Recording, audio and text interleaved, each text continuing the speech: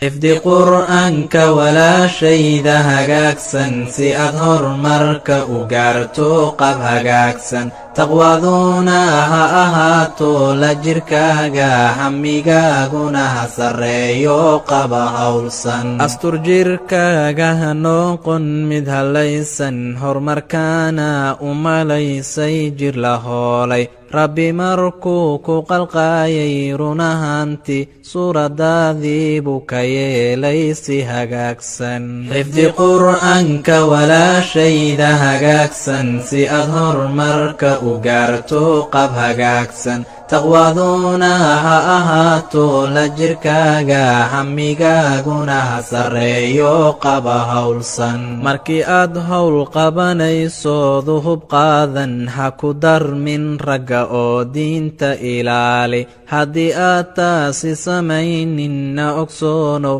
halisadu tahay iyo waraaba ha raadsan xifdi qur'aanka walaashayda hagaagsan si aad horumarka u gaarto qab hagaagsan taqwaduna ha ahaato la jirkaaga hamigaaguna ha sarreeyo qaba hawlsan hadalkayga yeelo shaydan ha rumaysan si uusan hoogiyo ba'a kuugu hogaamin dhaqankaagana weligaaga ha ka leexan oo hagaaji kana yeel mid un habaysan xifdi qur'aanka walaashayda hagaagsan si aad horumarka u gaarto qab hagaagsan taqwaduna ha ahaato la jirkaaga hamigaaguna ha sarreeyo qaba hawlsan